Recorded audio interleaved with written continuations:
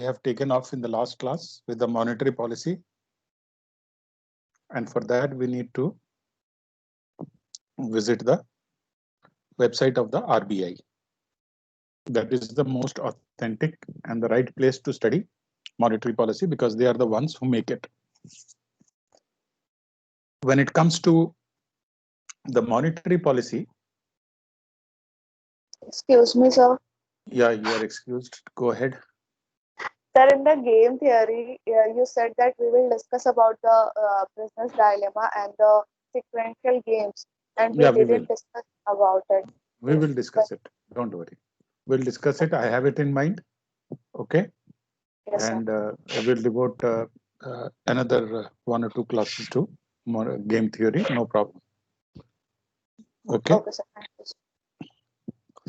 Right now we are discussing monetary policy. So let us concentrate on that. This is equally important. And this is something which I would like to bring to your notice that RBI conducts every year intra-college competition where you have to make a monetary policy. So students, they form a team, 2 or 3 of them together, and they design a monetary policy and submit it for the competition. There is a regional competition and a national level competition. If you compete the regional, then you go to the national level.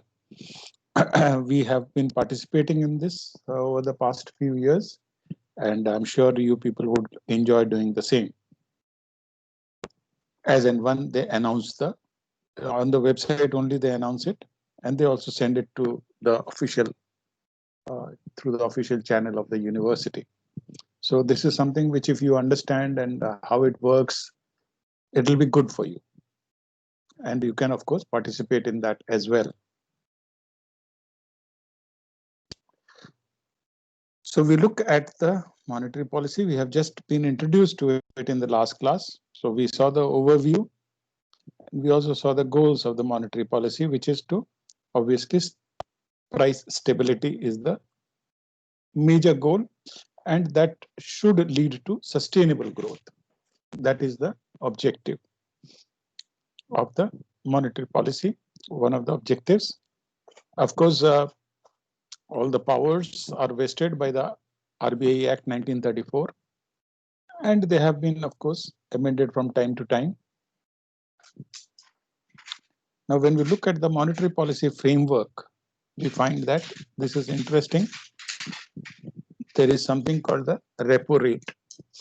And I also told you about the reverse repo rate. So in the monetary world, what happens is these banks, they take money from the public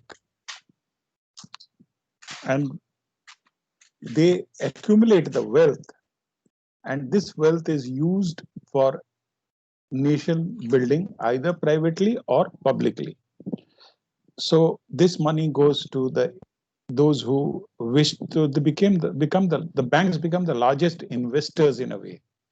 They evaluate projects and they give money to the projects, and these projects, when they start functioning and working, they produce wealth, of which a part is returned in the way of interest to the banks, and from that interest the bank pays the interest back to the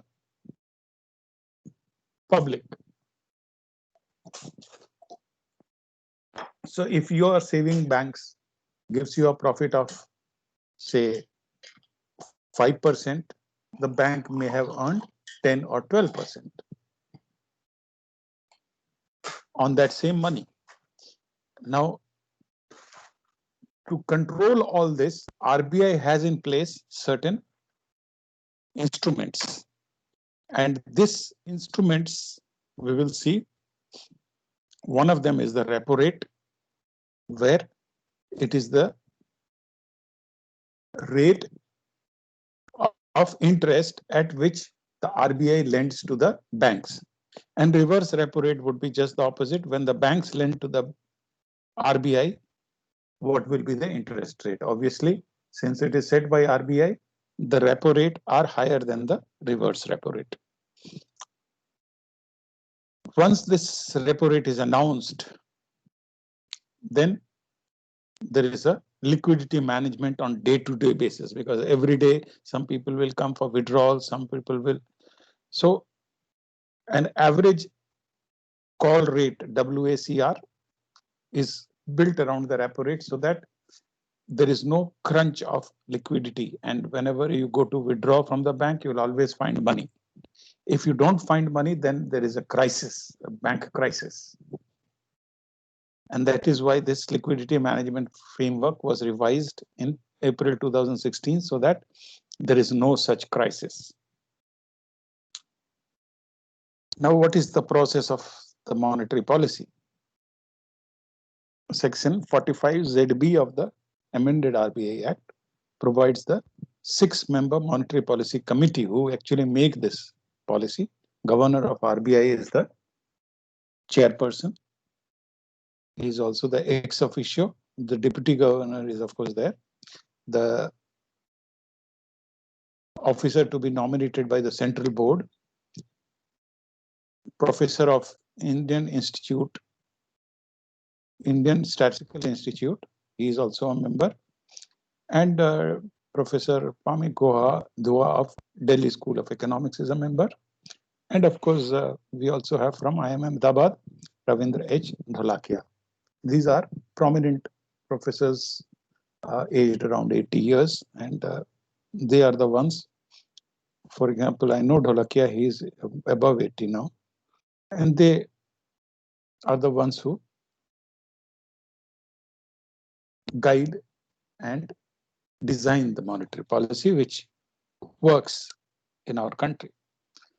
So what do? They actually determine all the policy interest rates and how the inflation target can be achieved, which is laid down by the Government of India, which we have already seen, around 4+2.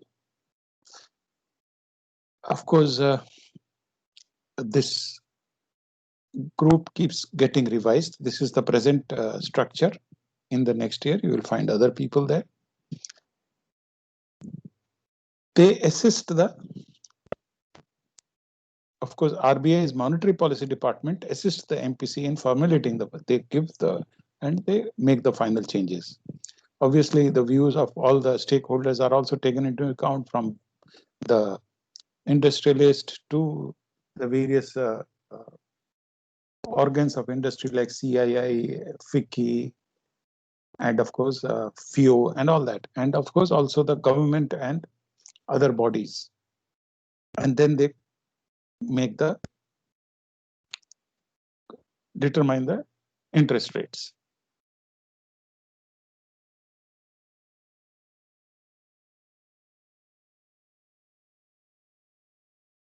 Of course, there's a technical committee also, which actually makes the monetary policy, keeping into account all the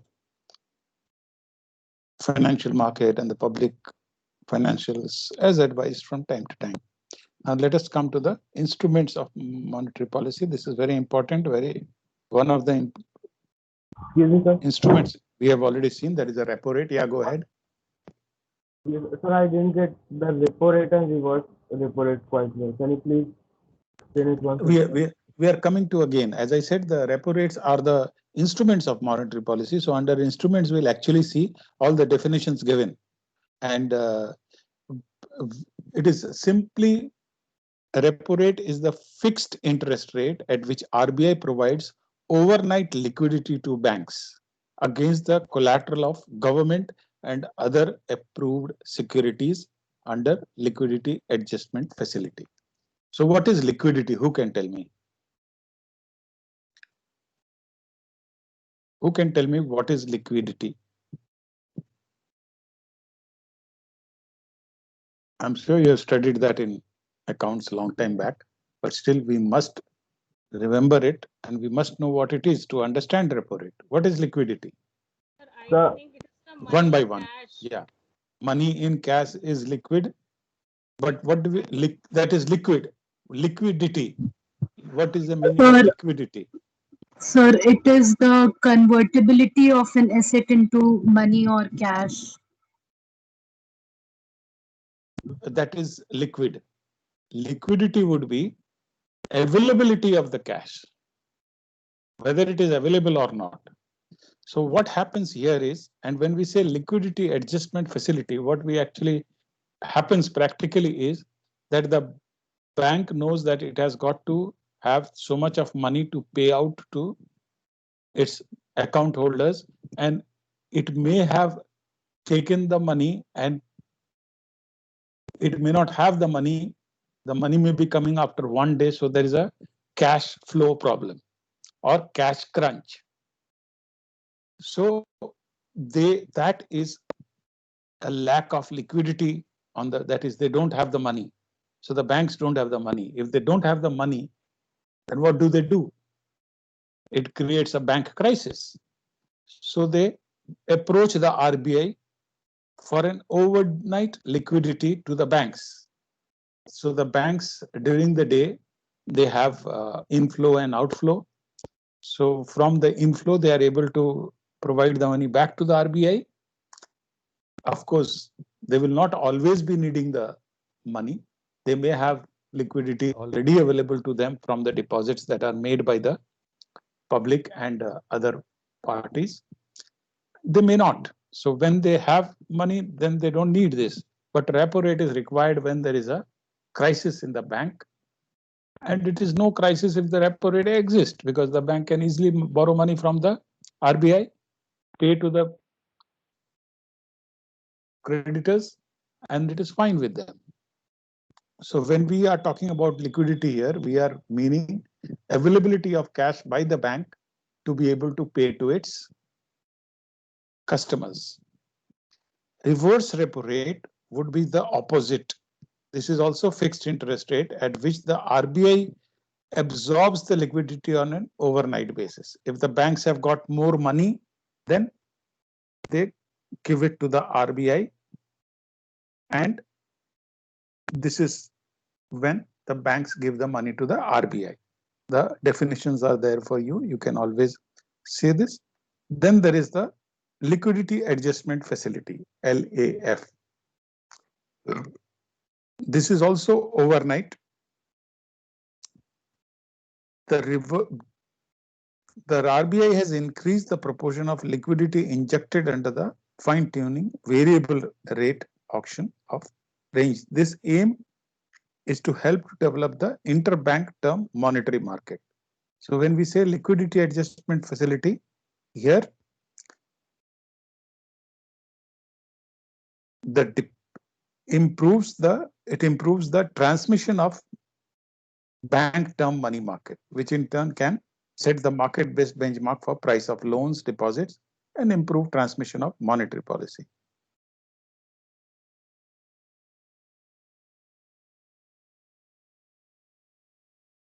So this is not repo rate was overnight. This is a repo rate as well as term repo auctions. So this is also for a certain period. That is the term. So that is the difference from repo rate. Liquidity adjustment facility could also be for a certain period which has already been, and this is available, and someone can take the facility, the banks, and this is usually done through auctioning the various banks.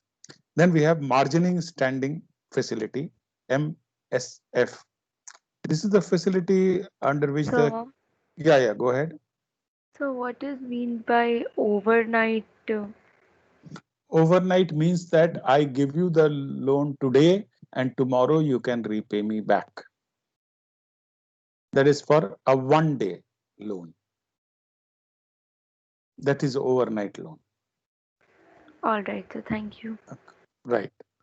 Marginal standing facility is a facility where the banks can borrow additional amount of money overnight from RBI by dipping into their statutory liquidity ratio. So this time they are not asking RBI to give the money. They are asking RBI to give the money from the liquidity from the SLR, which they have deposited with the RBI. Of course, there is a limit to what they can do, and there is a penal interest rate if you are doing that. It provides a safety valve when there is an anticipated liquidity stocks by the banking system. So in case of crisis, this is used. This is marginal standing facility. Now, when you understand liquidity ratio, you will understand this better. But let me tell you, statutory liquidity ratio is a amount which the bank is supposed to keep with the RBI mandatorily. Okay. In fact, we can come down to that. It is the definition is here: statutory liquidity ratio. A bank is required to maintain a safe liquid asset. For example, if you take money from the customers, a certain percentage, like whatever is there, decided 18% or 4%, that amount of money, statutory liquidity ratio could be in terms of cash or sometimes uh,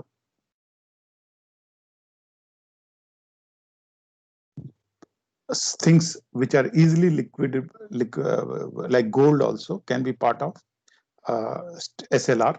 So these things are liquid and they can be kept with the RBI. So if a bank keeps this with the RBI for the percentage that they have laid down, that has been stipulated in the monetary policy, then that amount is SLR, which of course keeps changing with every monetary policy. And obviously it means what amount the bank can lend gets reduced by this much amount.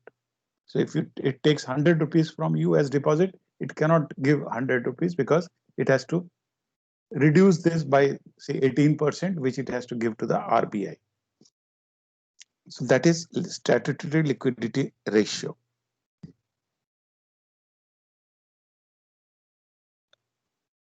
Then there is another important thing which is known as the cash reserve ratio, CRR. Now this doesn't have to be given to the RBI. Sorry, it has to be maintained with the RBI, but this is completely in terms of cash.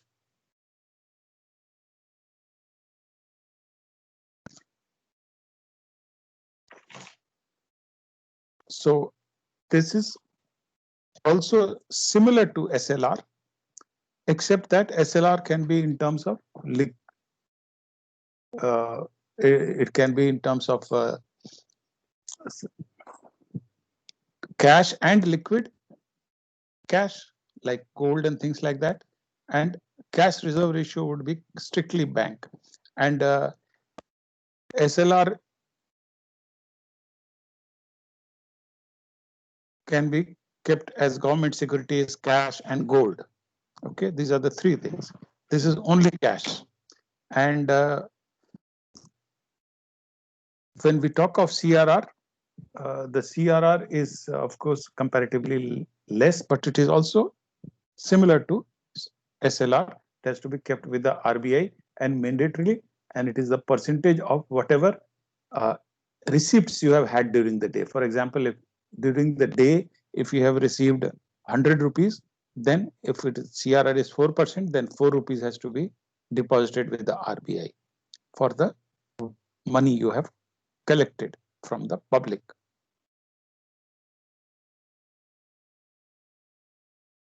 Of course, the corridor is called the MFS rate and reverse repo rate. They determine the daily movement of weighted average call money rate. That is the corridor. So that is how the money transaction takes place. This is a bit difficult for you, so you may safely ignore this, but you must know repo rate, reverse repo rate, LAF, bank rate, cash reserve rate, liquidity ratio. So bank rate will come to, the bank rate is basically the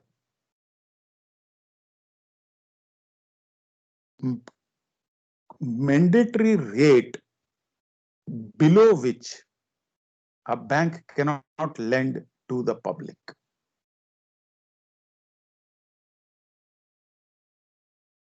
That means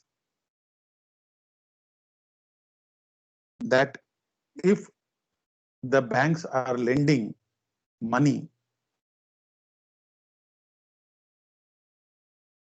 to the industrialist, to the customers, then at what rate the bank will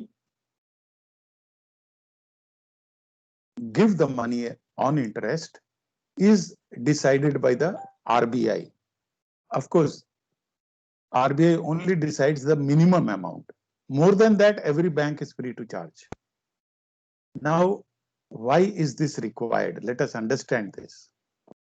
This is required because if the banks start competing with each other, for example, somebody who is a very good paymaster has got a very good credit rating, like say Mukesh Ambani comes to ask for a loan, then the bank is certain that they will get their money back. And it is a good profit to the bank. So they can cut the interest rate. Now, if one rate, the other will want that same account because it is a market. In the market, they are competing. So they will also want that account. So they will also cut the rate. And so there is a chance that they will cut the rate so much that there will be a loss in the transaction. If the market is left free, there is this danger that in trying to attract customers, they go below the level which will create losses, and ultimately the banking system can collapse. To prevent this, the RBI has made a policy of bank rate. That means banks cannot lend below this amount. If it lends below the amount, then the manager can be dismissed. A show cause notice would be addressed to the bank why you have lent below that rate. And if the answer is not satisfactory, there cannot be any justification for this. So he is dismissed, penalized, heavily fined, and the bank is fined, and the board of directors are fined as well. So obviously every bank maintains the bank rate, never lending below the bank rate. Above that they can go. If you charge more money, there is no problem. So obviously it is the rate at which the RBI is ready to buy or discount bills in exchange for other commercial papers. That's the definition. But what actually happens in bank rate is what I've told you. Obviously, this changes with MFS rate changes alongside the policy repo rate changes. So this is also, bank rates also keep changing, and it is made under the monetary policy. We have certain other instruments like open market operations. This also is not very important for you. You just should know that it exists. Market stabilization scheme is another such. Obviously, I will just go through what they are, but they are not important. The main four important instruments would be repo rate, reverse repo rate, bank rate, cash reserve rate, and statutory liquidity ratio. It's not 4, it is 5. Okay. Markets, open market operations that include outright purchase and sale of government securities. Obviously, for either giving cash or taking cash. And market stabilization scheme, another instrument, was introduced in 2004. It is comparatively new. The surplus liquidity of more enduring nature arises from large capital inflows. So if there's a large, say, for FDI or something like that, large money comes, it is absorbed through the short-dated government securities in the treasury bills. And it is held separate for government account with the RBI. Obviously, what are the current rates? We have already seen right on top on the left-hand side corner of the website, the current rates are given.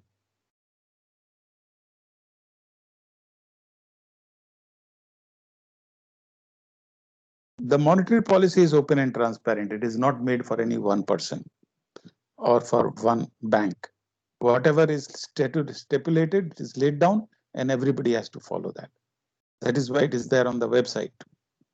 A bank just has to visit the website and it knows what is the CRR, and whatever deposit they have taken, that much percentage they have to deposit.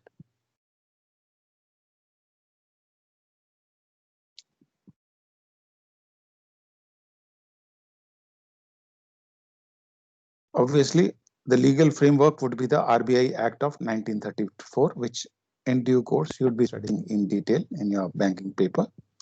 So we just should know that the monetary policy is guided again legally through the RBI Act.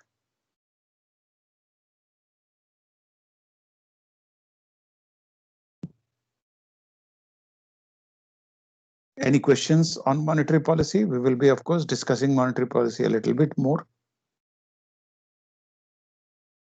Please explain the marginal standing facility again. Okay.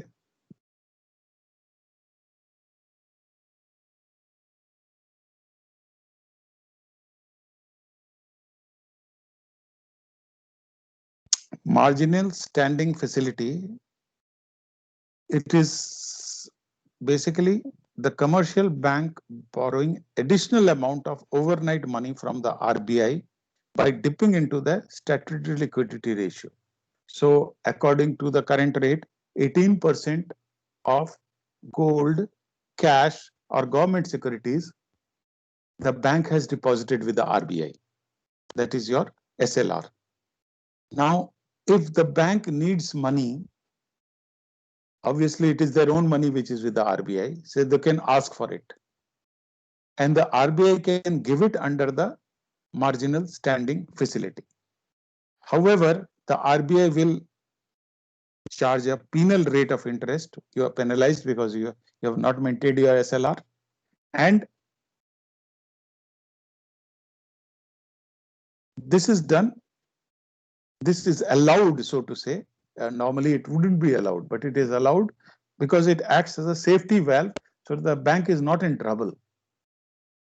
So that is why this marginal standing facility is there to act as a safety valve for the banks. And of course, they are in one way, the RBI is not stressed because they are taking their own money back. Of course, the entire money is not allowed, only a certain percentage is allowed under the MSF, and they can dip into their own money and use it for getting out of a crunch situation. Clear? Yes, sir. Yes, sir. Thank you, sir. So you told about bank rate. That bank rate still changes. Yeah, Then it changes. How can it change, sir? I didn't get that.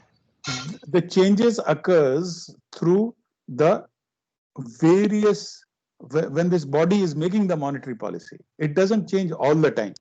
Once in 6 months, once in a year.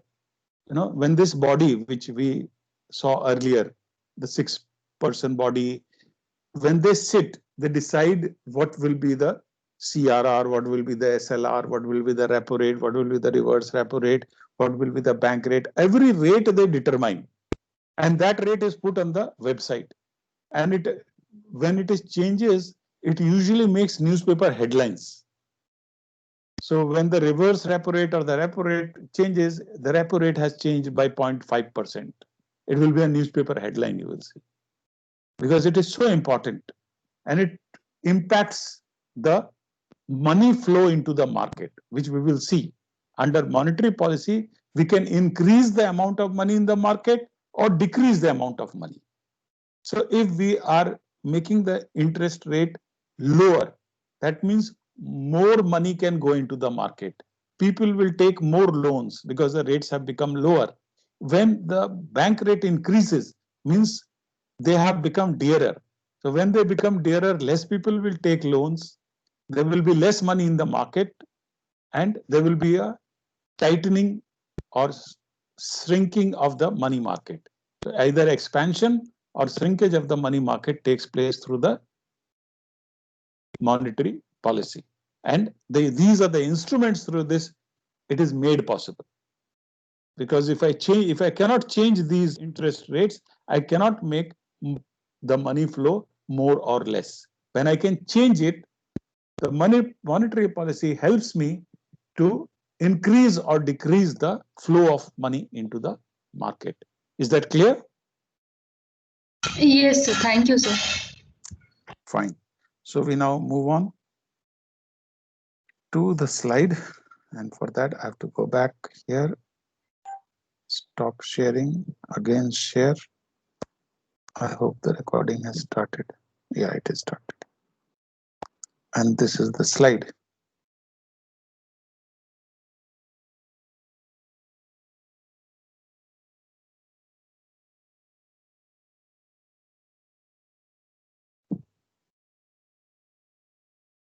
So basically, the monetary policy determines the money supply in the market, how much money is there or not there, and all the interest rates of the various funds which are available to us. These are controlled by the monetary policy. We have seen, of course, in detail how this is done. So the RBI controls the money supply. So when they realize which part of the business cycle we are, they decide whether the money supply should be expansionary or whether there should be a shrinkage in the money supply. And this is done through the banking sector. It is the banks which play this role. And of course, this is done through the fractional reserve system and multiple expansion of deposits. So let us see what is this fractional reserve system and multiple expansion of deposits. That is also called the money multiplier. So how does this happen? Right now, it may not be clear to you, but I will make it clear when I share usually I do it on the whiteboard, but today I will do it in Excel sheet with your permission.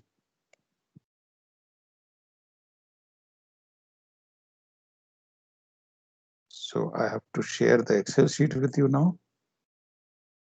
So I stop sharing this and I share my Excel sheet.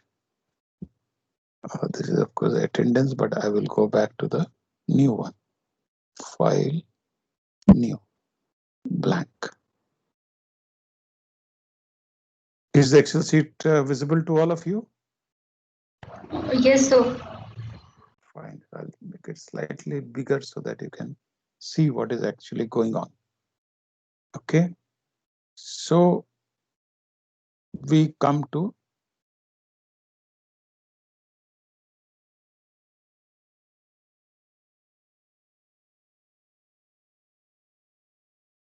now. We have seen that the banks can take deposits and extend loans. So these are the two major functions of a bank: taking money and giving loans, right?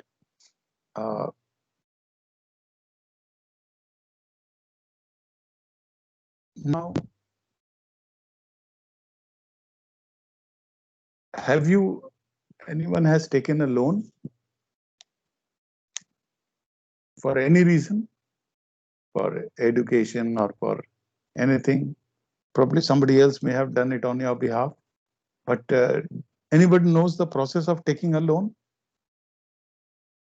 Yes, sir. Tell me, how do you take a loan? You approach the bank has said, okay, I'll give you the loan. Now, does it give you the money? No, sir. It directly transferred to the college accounts. It directly transfers to the college account. This is incorrect. When you go for a loan, do they open an account?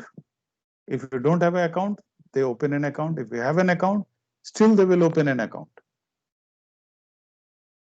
And what is that account called?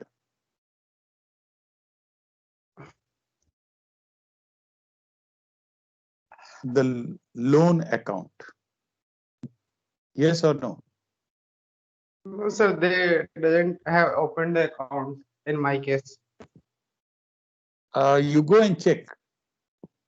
They will open a loan account, and in that only, when you pay the money, where will it go? Suppose if you have taken a loan, obviously you have got to pay it back. So you are not aware maybe right now. You will become aware of your loan account and the account Yes, number of the sir, loan your as well. loan. Hmm? So They open a loan they account, sir. open a loan, they definitely open a loan account. You may not be aware. You will become aware because the two transactions have to take place. No, one is giving you and the other is taking from you. So when you give, where will it go? It will go into the loan account. And when that is squared off, then that account is closed.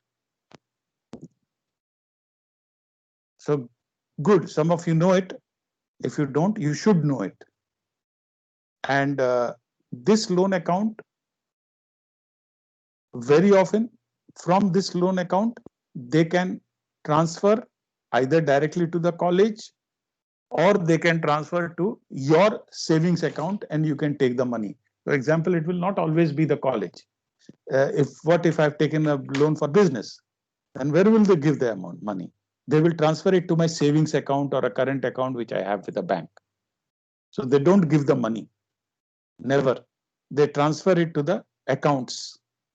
And these accounts are kept with the bank, even if it is a whatever account is there.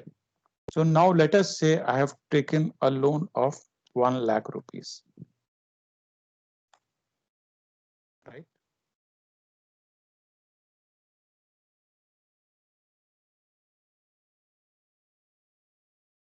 I've taken a loan of 1 lakh rupees. Okay. Now what happens? As soon as it extends the loan of 1 lakh, there is in the bank a deposit because it is going to put into the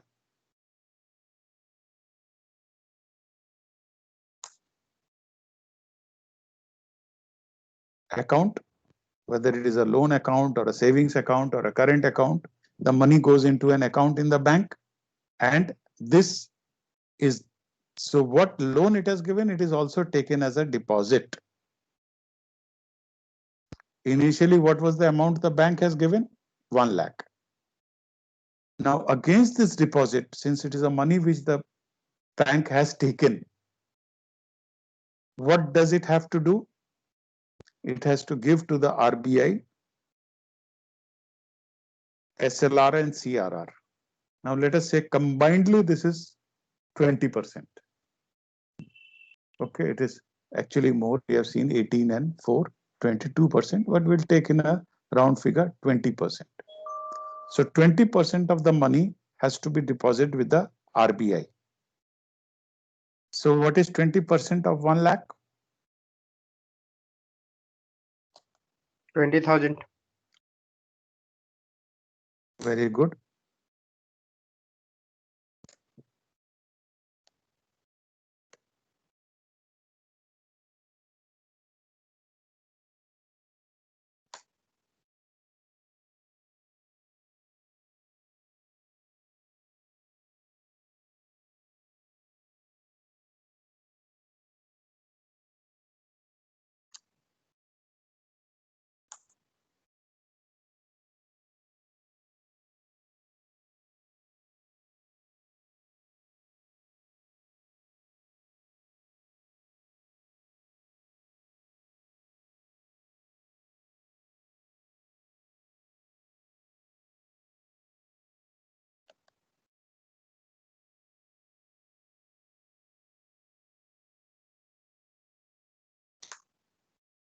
$20,000.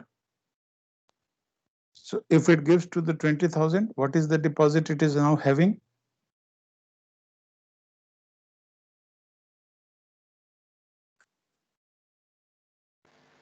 80,000. 80,000. So it can give a fresh loan of 80,000.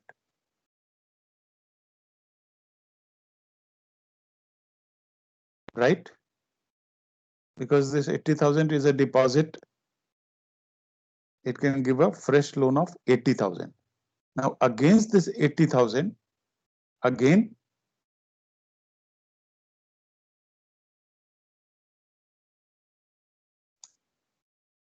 it will give a CRR, SLR of 16,000.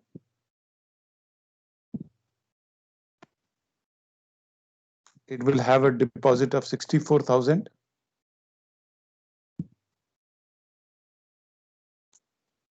And it can give again a loan of 64,000. Sir, Yeah. sir, I'm not able to see the new Excel sheet. You're The not able to slide see which the you have, Excel.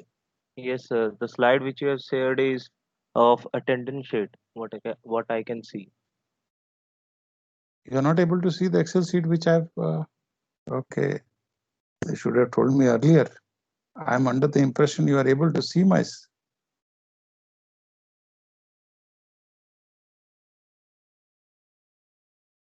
Is it visible now? Yes, sir.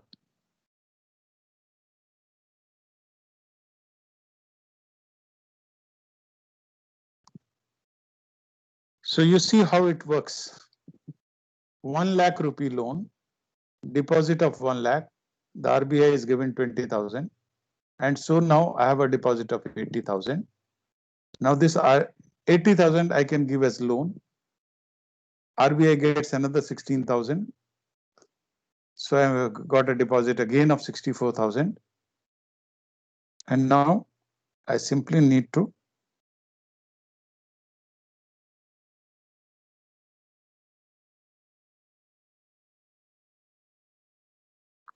copy paste this.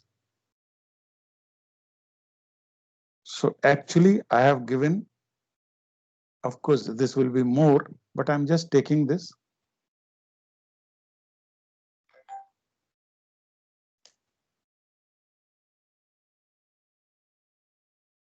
So a 1 lakh rupee loan is converted into, actually I have given a loan of how much?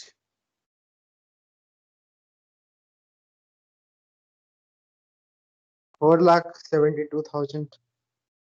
Very good. So you can see my slide, rather Excel worksheet.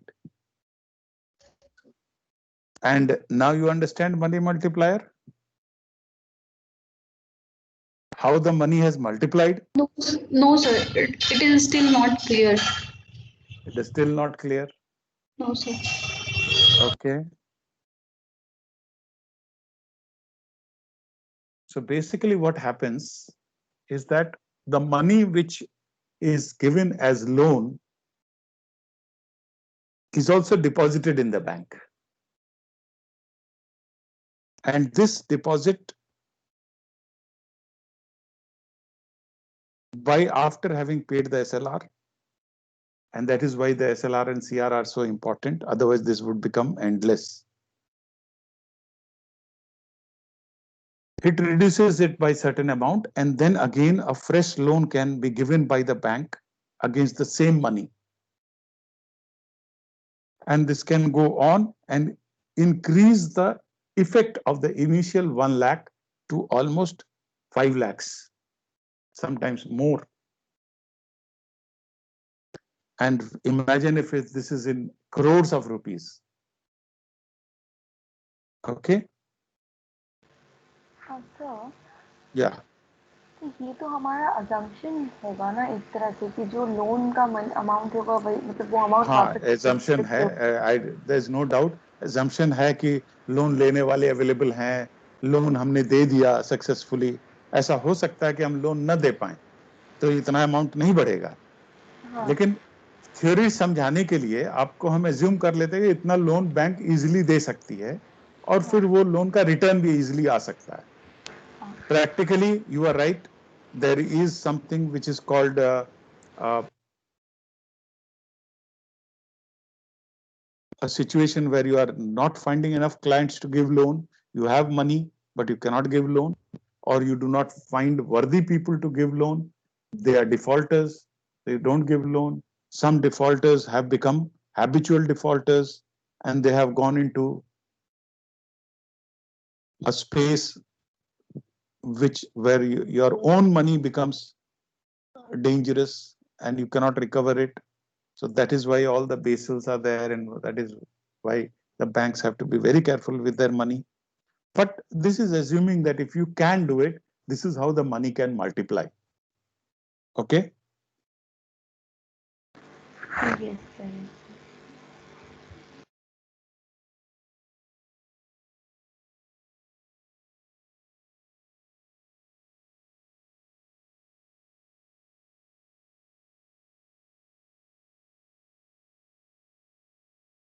So we come back to the money supply.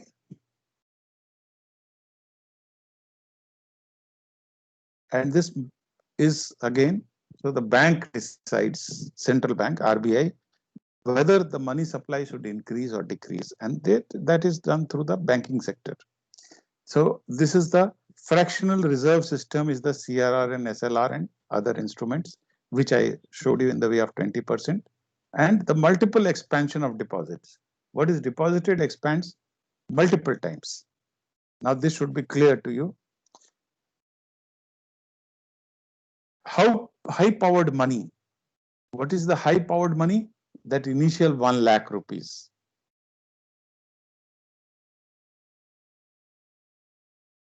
Where CU is the currency, RR is the required reserves, ER is the excess reserve.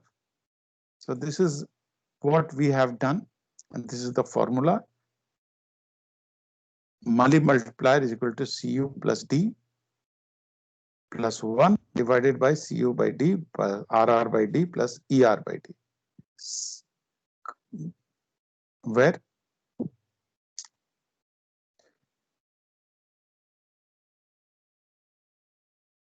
wherein we have this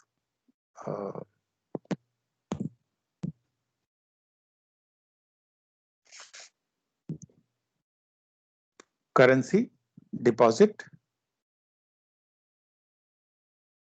Obviously, these are variables, understand. That is why this is a formula. In my case, I have taken the variables as 100%, but they will not always be 100%. Your currency could be something, your deposit could be something else. The RR and ER can keep changing. The amount of deposit available, the loans that can be given are all changing. You may not find clients, and therefore you may not be able to extend the loan, or be able to extend a smaller part of the loan instead of the 100% that you have potentially to give. So that is why the formula. And when this formula is there, then you get exact money multiplier, filling in the variables which are there. So this helps us to determine how much the money has multiplied, the high powered money has multiplied. So the initial 1 lakh rupee is the high powered money, because we call it high power because it has got this power to give up so much. How do we measure the money? Measurement of money. There are actually different ways. And one way is M1. Another way is M2. And in India, we also have M3. These are the measurements of money. So M1 would be the currency which is there with the public, the demand deposits and other checkable deposits, which is there.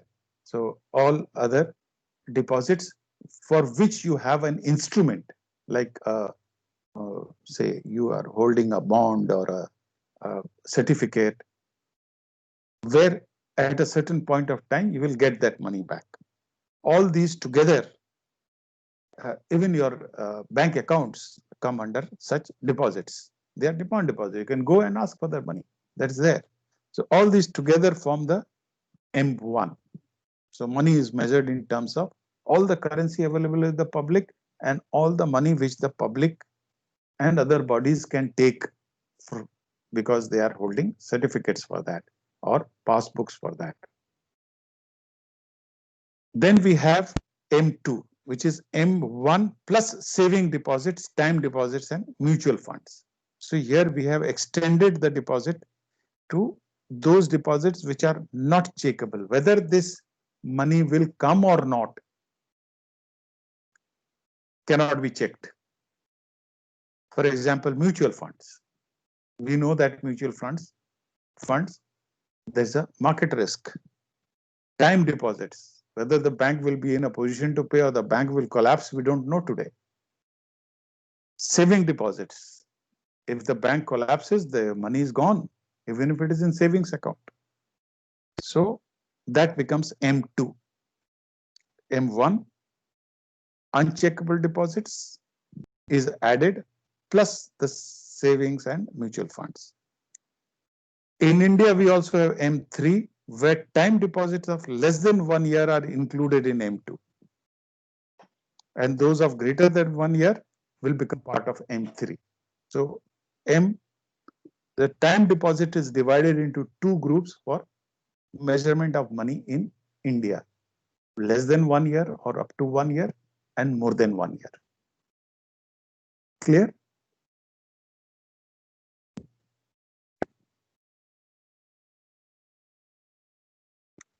Fiscal deficit is the excess of expenditure over sources of revenue. When you have a situation where your expenditure is more than what you have earned, we call it fiscal deficit. It is a financial liability of the government, which is met through the fiscal deficit. Then we have primary deficit, fiscal deficit minus expenditure on interest payment. If there is an interest which is to be paid, if you remove that from the fiscal deficit, then it becomes a primary deficit.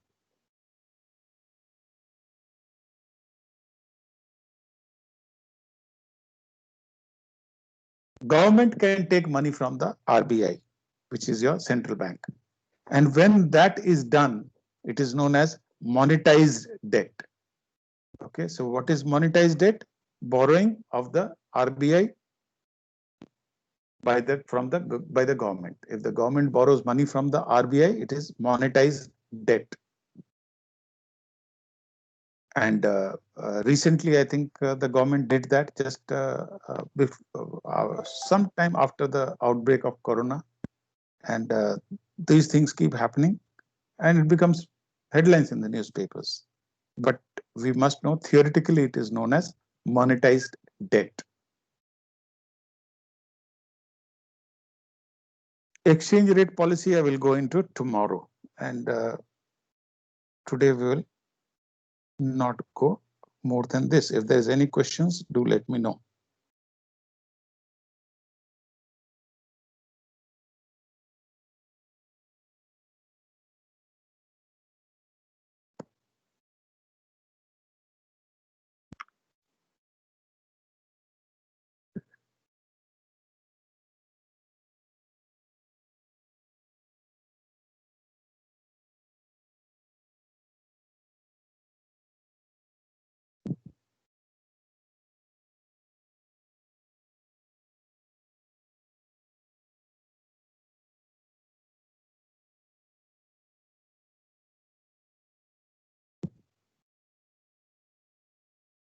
No questions?